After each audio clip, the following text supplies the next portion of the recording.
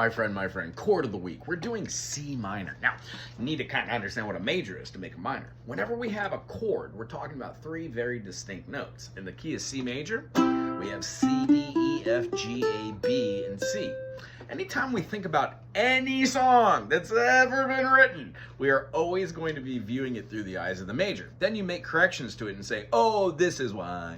My name's Wago. If you dig this, thumbs up, subscribe. I'm going to take 3 minutes of your time, show you a progression, and hopefully take you to the next stage. Ask questions and become a member to support my dream and become my friend, When we play a C major and we simply lay our finger over all three of them and leaving the G string open, we achieve something called a C minor. The whole reason is we took that C major, the C, E, and G, and we flattened the median, the middle note of the three in the key.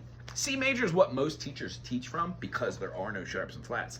So when we say C, it's for C major, D is for D minor, E is for E minor, F is for F major, G major, A minor, and then our B for a B diminished or a G7. And either way you play it, it's going to come out quite nicely, and then it's going to resolve back to the one chord. When we're talking about a relative minor, we're talking about the major sixth of that chord. So C minor and C major aren't even in the same ballpark, but they are the closest of any two chords or triads that will ever be in music. One is a C, E, and G, the other one being a C, E flat, and G. Having a major sound, having a minor sound. The whole idea about this is you can move these anywhere and play a minor tonality or a major tonality. The whole point of this channel is to teach you how to get there, what fingerings work best, and then answer questions. If I don't know, I'll ask my teacher and I'll get back to you. Other than that, enjoy the channel. 12,000 videos, gotta be doing something right. When we play a C major and convert it to a C minor, the E flat is what we're looking for there. Now here's where the real crux comes in. Anytime you have a minor chord, you can go up 3 notes, and that gives you the idea of a interval. So when we play C, D, E, that shows us that E major or E flat major is going to be the relative minor of C or C sharp. Heck, we can even do something weird and do a hypothetical key and do a C flat minor, and then we can do have a hypothetical chord of having an E double flat. These things are really interesting because when you fool your brain into learning more about music ideas and constructions, it solidifies what you are thinking about in music in current time. And I know it sounds crazy in a diatribe, but it is true. If you go slow enough and you spend enough time on anything, you get really good at it. So when playing in the key of E flat, we are telling ourselves that, yeah, E flat major is the one, the prime.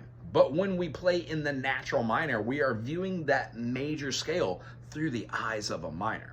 Having said that, I'll show you C major, which is A minor, C, D, E, F, G, A. When we play the major 6, C, D, E, F, G, A, tonic, major 2nd, major 3rd, perfect 4th, perfect 5th, major 6th. We're talking about the A note. That's the interval. The chord created off of that interval is a minor chord.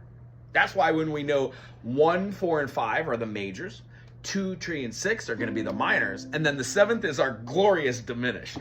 Playing that in every key gets you really good at understanding the notes and the scales, how to flatten those to get different modes, or different types of ideas of where that half step or whole step shifts is. And then when you play them over progressions, you just naturally get better at it. So today, I would love it if you were to play a 4 chord in the key of E flat, but we're gonna see it through the eyes of the C minor. C minor is our 1. That's what we're gonna resolve to and play it for double bar. However, if we play an E flat, we move it to our F minor, and then we have our G minor. The next chord after that would be our A, right? But we can't just have our G going to A major. That's not in the key of E flat. We're gonna have to take an A major, play the note up top, bar the chord, move it down a half step, and then play an F shape. F, F sharp, G, G sharp, A. A flat is G sharp. So when playing this, we're gonna start off with our 4 chord, A flat, right, to a B flat, and then we're going to be playing a C minor. Play the C minor twice as long. Interesting? Teaches you kind of like an A flat chord. It solidifies your B flat, which is also an A sharp. If we play an A major, secondary fingering, moving on up, we get this chord. And then lastly, our newer chord. If you play C minor, of course you could have the G in there because that's simply C, E flat, and G. However, if you move it up, it makes like this major minor-y sound and too much tension's built. The idea is getting good at playing this same chord or realizing that if you add that lower note, it becomes a C minor 7, which isn't too far off from an E flat. So sometimes if you're just learning an instrument, this chord, just strumming it, works perfectly for playing in the E flat or playing in C minor. Just depends on what the ear hears. I hope you had a great time today. My name is Wago. Subscribe to the channel to become my friend. Aloha.